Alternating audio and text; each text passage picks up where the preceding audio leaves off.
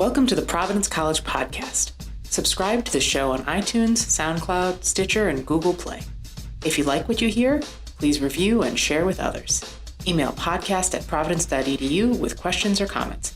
Go Friars. Hello and welcome to the Providence College Podcast. I'm your host, Matt Chittum. I'm joined, as always, by PC producer and videographer Chris Judge, class of 05. As a major gift officer here at Providence College, I have the pleasure to meet hundreds of people in the Friar family, and I get to share many of their stories here with you. And today we have Raul Fonts, who is the Associate Vice President, Dean of Admission and Financial Aid here at Providence College. I've known Raul for quite a few years. So Raul, thank you for joining us today. Thanks, Matt. Thanks for having me. Thanks, Chris, for doing this. Looking forward to it. Well, this is, I know there's, when I say the busy time of year for you can reference a lot of different times of the year, but this is, certainly a very busy time for you and the admission staff. Yeah, this is our primary recruitment cycle time. We have 16 people on the staff, and we're covering about 40 states and 22 countries in 12 weeks. So it's incredibly busy. I'm actually supposed to get on a flight at 4 o'clock today to go to Florida and hopefully not get interrupted by Hurricane Matthew. There you go. We'll see. I think they named it after me because I knew there was going to be fighting with the podcast here. But I'll tell you, you say you're covering that many states, 40 states, 22 countries. What does that mean exactly for you and your staff? That means we're going out and we're actively going and visiting high schools and doing college recruitment fairs, large fairs, individual high school visits. We also use alumni. We probably have 75 alumni, active alumni, who are covering college fairs because we simply can't be everywhere that we want to be in that time frame. So we use a lot of our alumni to cover large college fairs at high schools around the country. Now, I know that's a very traditional way of getting the word out, not only the word out about a school, but also to have to kind of form relationships with potential applicants, to answer questions and just to gauge interest. How has social media changed some of that engagement process for you guys? Yeah, I mean, social media is a buzzword right now. Everyone has to use it. Marketing, public relations, getting the word out about Providence College is what this office is all about. And we're trying to get the word out there through every social media outlet, whether it's Facebook or Twitter or Snapchat. We have a member of our staff basically is doing that on a full-time basis. And you probably know Owen Bly. Of course. He's responsible for our social media. But we do a lot of the traditional recruitment. And the goal of our recruitment is to get students to visit. We know what happens when students visit. If they visit, they're more apt to apply. And once they're admitted, if they visit, there's a better chance that they will enroll at Providence College. That's a great point. And I think in a lot of ways, the facilities speak for themselves. In a way, you get to, these are my words, not yours. You get to get a kind of a cultural feel for the school, and you get to have questions answered by a member of the staff. With all of that being said, you also have an opportunity to see what's current for the school. Because a lot of people who are visiting campus, this might not be their first time seeing the school. Whether it's a parent who has a kid who's already gone through the process or a kid themselves who may have come for some other reason. So with all the recent construction that's happened on campus and currently ongoing, how has it affected the admissions staff and just your results? It's enormous. The construction, the transformation of this campus has been a large part with our increase in application volume. We can directly relate the two. Our facilities now mirror our price point, and that's an important point. We are going, the competition here in New England is really fierce. And our facilities with the Ruane Center for the Humanities, the new business school that will open in January, all of the athletic facilities, the addition to our science facility, this is going to make us that much more competitive in New England with the schools that we're competing with students for. And it's tremendous because, as I said at the beginning, our goal is to drive students to visit. And when they come here, we get all the feedback on, wow, they can't get over all of our new facilities. And I think the business school is, quite frankly, going to be a game changer. our numbers before the business school has even opened are off the chart. I'm really going to be interested to see what happens to our application volume for business school this year. And when you say that applications have kind of really gone up in recent years, what does that mean exactly from a number standpoint? Yeah, the volume. I mean, for the first time ever, the freshman class was 35% business. Oh, wow. More than a third of our undergraduates in the freshman class were business students. And overall, it's near 40% now of our undergraduates are in the business school. And that's very interesting when you consider that we are traditionally a liberal arts school. Mm-hmm. It's also a national trend, though. I don't want to make it seem like this is only happening at Providence College. My colleagues at places like Bucknell and the University of Richmond and Villanova are all saying the same thing: business, business, business. And I think that has to do with outcomes and what parents, the return on investment, and their feeling that these majors in business are going to directly lead to a job when they graduate. I hear that a lot as well, and working in advancement, kind of the people trying to create this direct line between major to outcome. And obviously when you have a business program, which is as successful as ours is, and as highly regarded as ours is, that's a positive piece for us. However, also people who worked in higher ed know that that's never just a straight line between major and job, especially if you're talking about job in a long-term sense. So when you're in a position or a member of your staff is in a position to advise people on choosing a major or what to consider during the application process, what's some advice that you give on that topic? Well, it's interesting because, I'm actually the parent of a high school senior right now. And basically what I've said to my son is really follow your heart and your own interest. What do you want, out of your education? If it's business, that's great. But if it's history, art, music, theater, the humanities, the sciences, really follow your heart and your passion. And really, you're going to have a more satisfied college experience if you do that.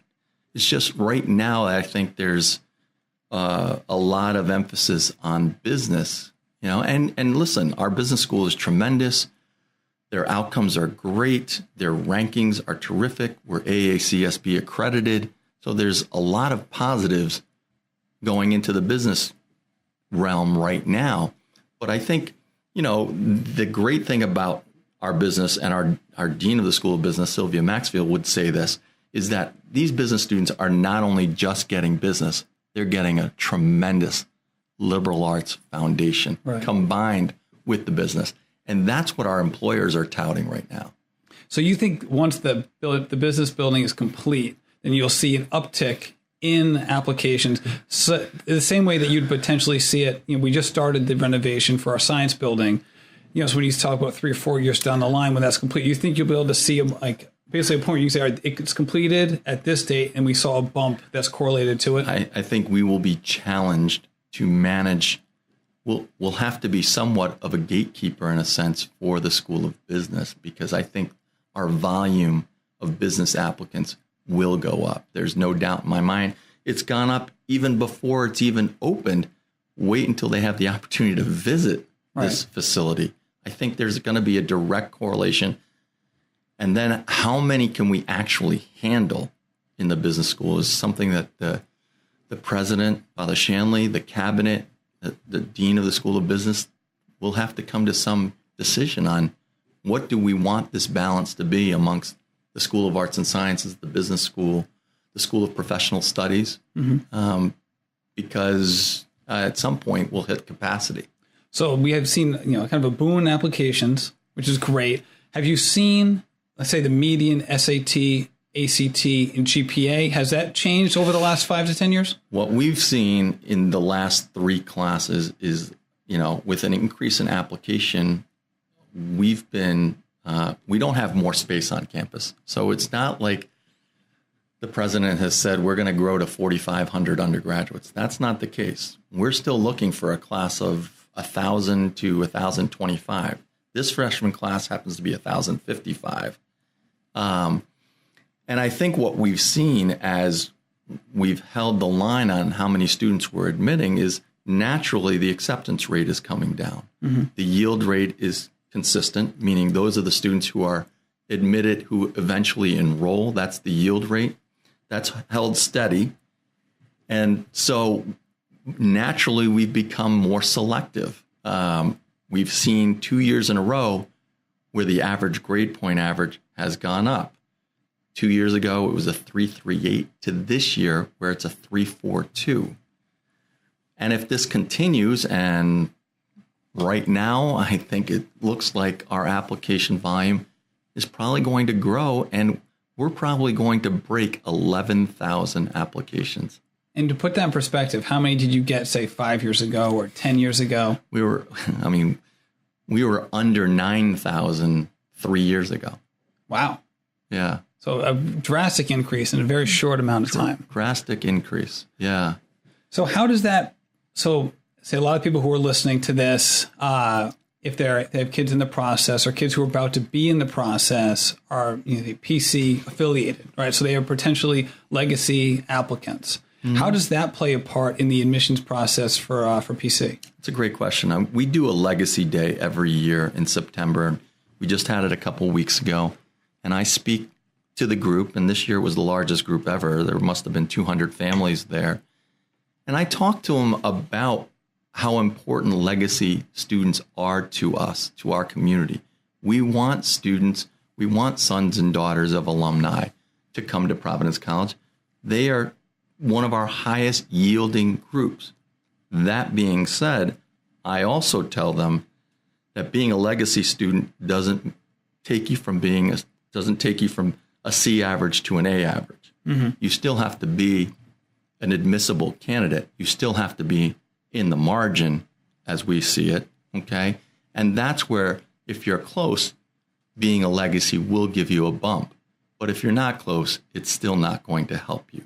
Right. And you talked about yield rate, which obviously is an important piece for you because you want to make sure when you're offering an acceptance to somebody that they're going to kind of accept your acceptance and then attend the school. You want to send out, say, 3,000 acceptance letters and have no one decide to come to the school. So you have that give and take there. And I think that's also a part where, as we've talked about offline, where early decision can play a part for you guys in terms of a surety standpoint when it comes to the yield percentage, but also can kind of shortcut the timeline for a potential applicant so they can kind of get on with their senior year if they're so inclined and they're sure the PC is the number one choice for them.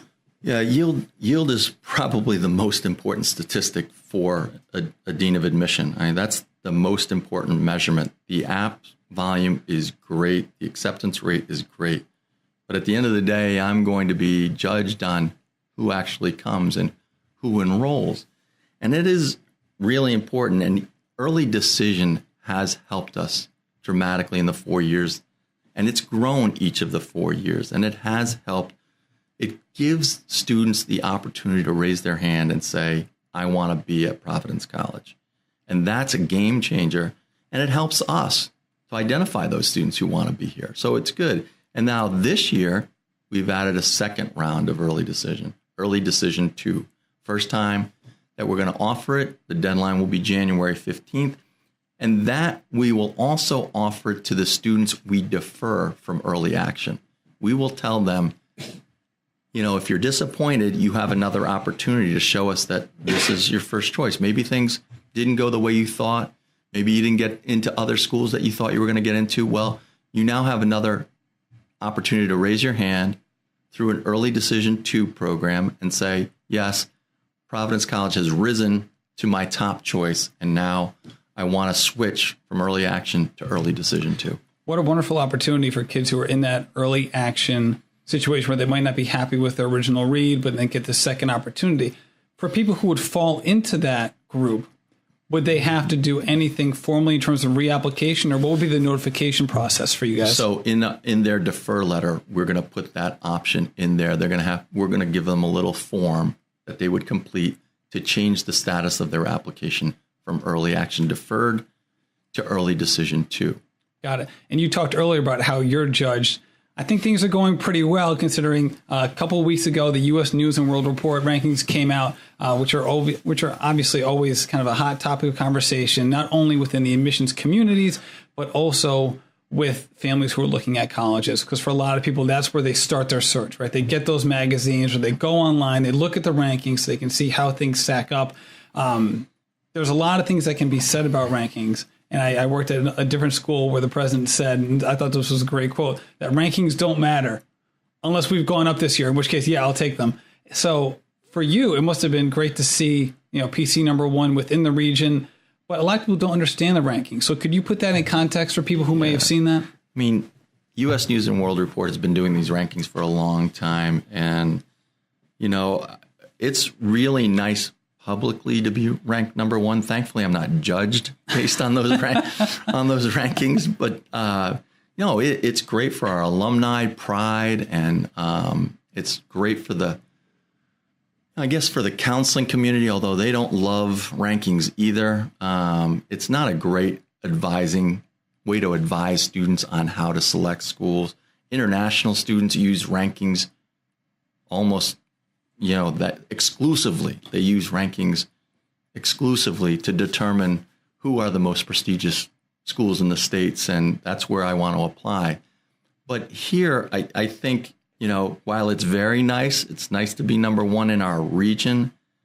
I think what's more important is to get the message out about Providence College and what's happened here in the last 5 years. I used to say last 10. I'm almost going to have to say the last 3, the way we're changing this campus. I think that's more important than rankings. And we certainly, while it's nice, it's not something. We're not putting it out on the website. It's not on our table at college fairs. It flies a little bit under the radar here at Providence College, whereas other schools, they will certainly tout it a bit more. I think we do a nice job of using it in a balanced way. Now, something that is often cited as a reason people love PC is the culture at the school. I hear this a lot, especially with non-alumni parents. So parents who either went to a different school, especially if it's a school, kind of a peer institution of PC. So say they went to another school in New England, that's a Catholic school, then they can kind of compare their situation as an alum to what their kid is going through here at the college. And they make this direct comparison of what the community has such a tight-knit feel, and it really is amazing. How much of that goes into your, not selection of students, but your evaluation of students? And how much of that is for, the students who come in have that culture already ingrained in them versus they're kind of inculcated here on campus? I think it goes a lot, selfishly speaking, into our selection process, because we talk constantly about fit and match to the institution. And we go beyond the numbers. We go beyond the numbers at trying to understand who that person is, who that student is, and what they might contribute to Providence College. We're going deep into their essay. We're looking at their extracurricular activities and their leadership qualities. We're reading their letters of recommendation, truly reading and trying to understand how are they going to be a part of this community. As Father Shanley has said often, it's not about the bricks and the mortar. It's really about the people here at Providence College that make Providence who it is. And so, yeah, you're right. It's the sense of community here. We probably use that word a lot. Maybe sometimes some would argue too much, but it's true. I mean, you get that sense, and students tell us all the time when they're out on tour. Everybody's smiling. Everyone's saying hello. They're holding the door open for me. We hear it often, and we want to build off of that. We use that. And we're looking for those types of qualities and characteristics when we're making selections. I can imagine. I can see that being a difficult process also, because you're trying to judge personal characteristics from afar, right? You have an application in front of you. And so how does somebody on your staff read an application when they're trying to kind of ascertain this kind of information? Well, I don't know if we have enough time on this podcast to get into our reading philosophy, because we do spend an incredible amount of time with each and every application. Some might even argue that we spend too much time on an application. I mean, we have tiers and we have checks and balances within our process. Every counselor, first of all, is assigned a geographic region. so that they can connect with high school counselors, so that they can be the experts on a particular school, on a particular curriculum. So they truly are the territory manager. And that's how we begin our reading process. But every application is at least second read. Some are read a third time, and some are heard by most of the staff in a committee process. So there are checks and balances, and we're weighing all institutional priorities when we're making these decisions. Wow. So the committee process, I'm sure, is wild.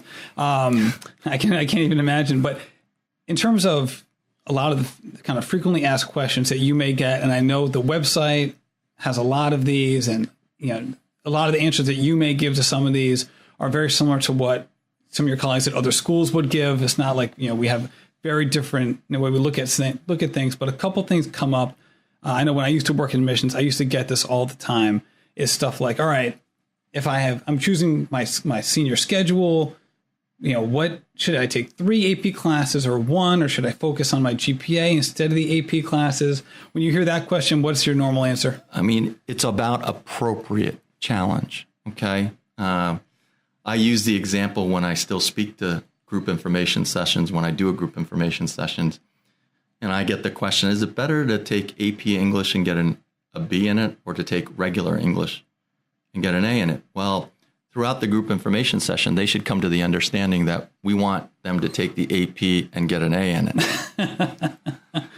And so, but it's not, you've got to find the balance, okay? Mm-hmm. It's not about taking 5 APs in your senior year if you can't be successful. But you should know what your strengths are. If you're a math and science person, well, then maybe the AP should be in math and science. If you're a humanities person, well, maybe the real challenge should be in English, in history, and foreign language. And that's what we talk about, taking appropriate challenge and doing well in that challenge. Right.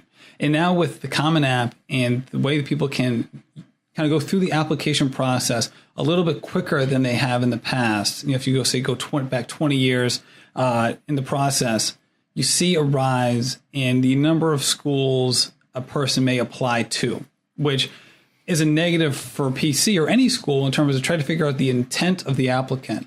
So how do you try to weigh that? And how do you kind of go through that process in terms of making sure that you're letting in the right people, and from an advisement perspective, talking to people about, that when they're weighing how many places they should apply to?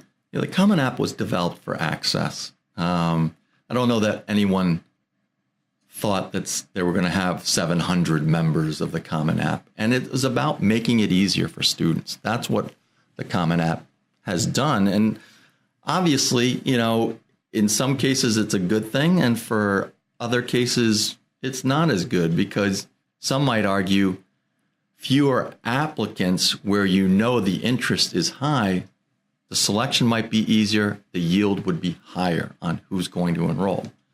So that, when everybody's getting giddy about, boy, the apps keep growing and growing, I'm not necessarily doing jumping jacks and saying, wow, that's great, more apps for us to read, because it does become difficult to identify who truly wants to be here. Right. And that's why we added early decision, quite frankly, so that we did have a better indication of who truly was first choice. We also have a part of the application, the member page of the Common App, where we ask Providence College specific questions. And this year, we gave them 3 quote unquote optional additional essay topics to choose one from. I say quote unquote optional because in reality, we want them to do one of those 3 questions. Right. We'll know how interested they truly are if they take the next step and do that question.